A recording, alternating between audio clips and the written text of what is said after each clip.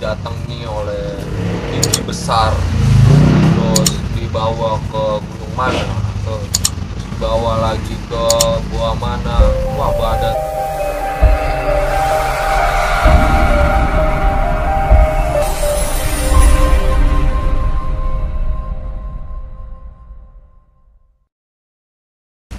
Assalamualaikum warahmatullahi wabarakatuh.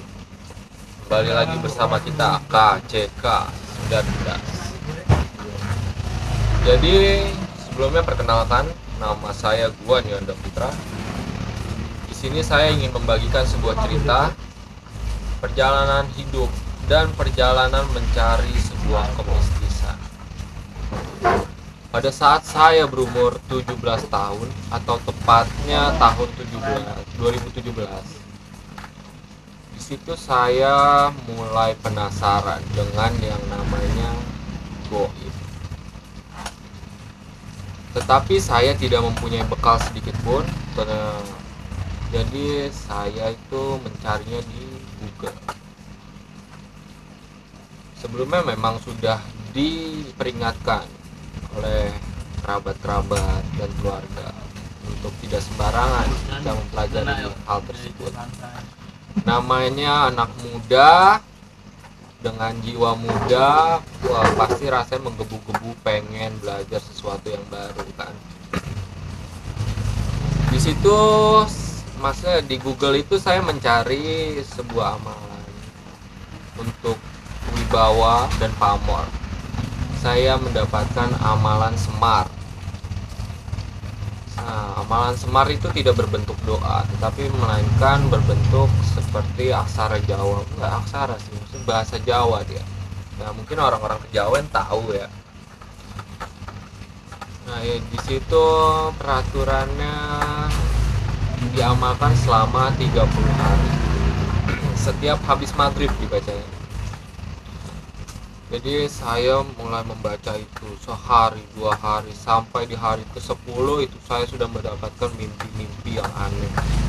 Seperti didatangi oleh mimpi besar, terus dibawa ke gunung mana, terus dibawa lagi ke gua mana. Wah, badan saya sakit nggak karuan. Sampai di hari ke 28 mungkin 28 29 kalau tidak salah itu badan saya mulai membaik, terus semua yang saya rasakan mimpi-mimpi aneh itu udah nggak ada lagi. Nah itu ketika saya berangkat sekolah, pas hari ke-30-nya saya berangkat ke sekolah, saya bertemu dengan salah satu guru saya di sekolah, dan beliau mengatakan kayak, kok kamu serem banget ya, nggak kayak biasanya, kamu kok kayak mau makan saya ngeliatinnya gitu. Wah, dari situ saya merasa sombong, merasa kayak wah ternyata berguna juga nih kan. Sombong kemana-mana, jalan petantang tenteng. Sampai sekitar hampir setengah tahun itu merasa kurang puas, padahal ya sholat tuh nggak pernah gitu loh dulu. Astagfirullahaladzim. Ini buat pelajaran ya kalian, kalau misalnya mau melajarin tentang hal-hal yang baru itu emang perlu ya namanya guru, nggak bisa sembarangan, karena ilmu tanpa guru itu sesat. Oke, kita lanjut. Sudah setengah tahun saya mulai ada rasa pengen lebih lagi gitu kan. Ada amalan kaya, menjadi kaya. Nah itu pun dalam bentuknya itu surat bacaan Arab. Oke sebentar. Bacaan Arab itu surat Al-Waqiah kalau nggak salah. Itu membaca surat Al-Waqiah setelah sholat malam selama 30 hari itu. Nah jadi saya ganti amalan saya, tadinya amalan semar menjadi amalan Al-Waqiah. Saya baca selama 30 hari terus menerus. Itu saya nggak tahu ternyata ilmu itu turun temurun itu harus melewati sanad. ketika sanatnya tidak betul atau tidak jelas, itu mending nggak usah gitu kan. Dan itu juga harus dibimbing oleh guru pembimbing. Karena walaupun yang kita amalin itu ayat-ayat Al-Quran, tetapi itu bisa saja diisi oleh jin. Karena jin itu bisa menyelinap masuk di dalam prosesnya. Proses ketika mengamalkan amalan tersebut ya. Jadi ada yang saat ngamalin itu rasanya diputer-puter. Itu bukannya kita keren, ya emang itu alurnya gitu. Cuman takutnya ada jin yang ngikut di dalam alur tersebut gitu. Makanya kalau mau ngamalin kayak gitu atau mau kayak gimana, itu harus benar-benar dalam kondisi bersih. Misalnya kayak lingkungannya harus bersih, terus diri juga harus bersih, hati juga harus kuat, mental pun harus kuat gitu. Nah, takutnya nanti ketika saat kita mengamalkan sesuatu, nah itu ada jin yang berubah rupanya, kayak menjadi wali atau menjadi apa gitu. Nah, kalau kita nggak tahu tentang itu bisa bahaya. Nah, ini kan pengalaman saya nih. Saya itu dibodohi. Saya dibodohi itu oleh jin. Jadi saya dibodohi. Kenapa saya bilang saya dibodohi?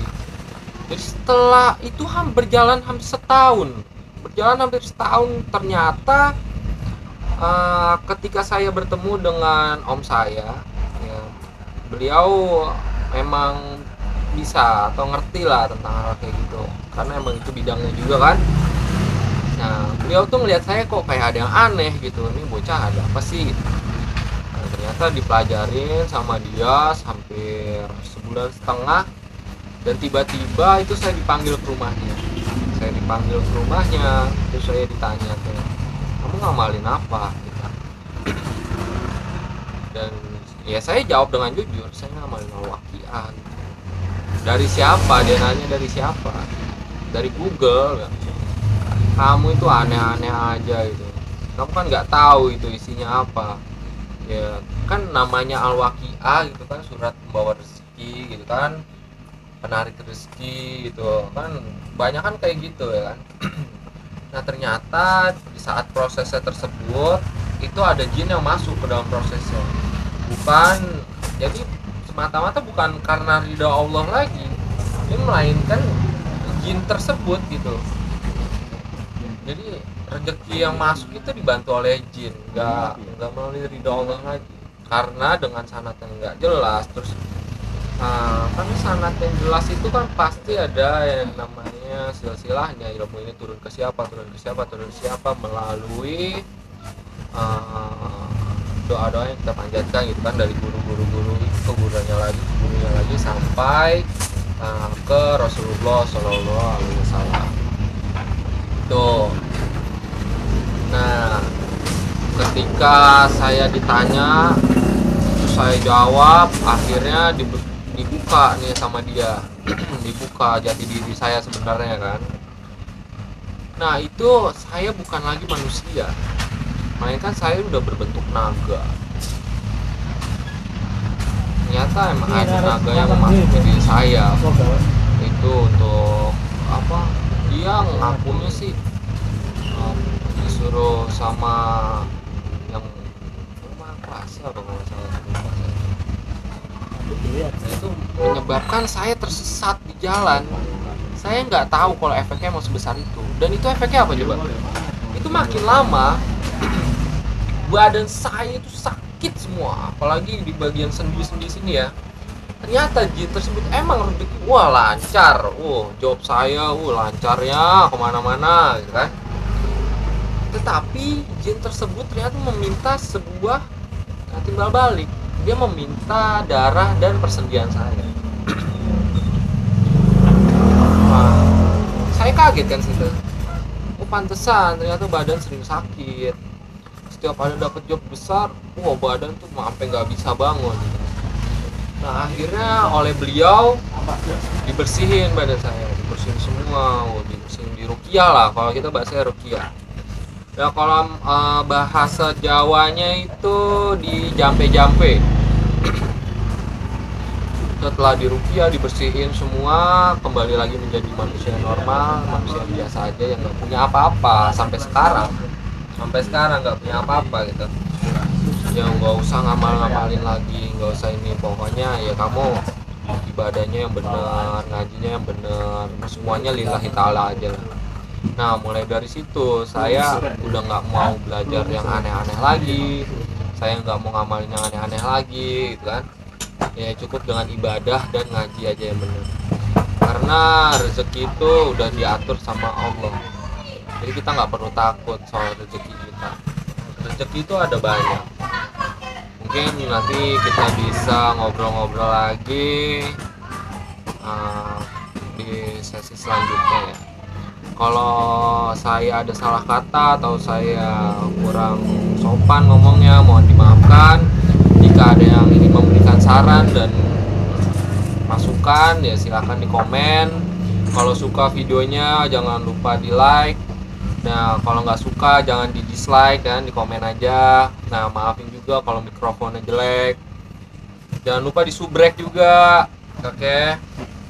Nah jadi semata-mata semua ini tuh untuk pembelajaran aja. Kalau yang namanya ilmu Allah itu luas, cuma kita nggak bisa sembarangan untuk mempelajarinya gitu loh. Ya cukup sekian aja video kali ini. Assalamualaikum warahmatullahi wabarakatuh.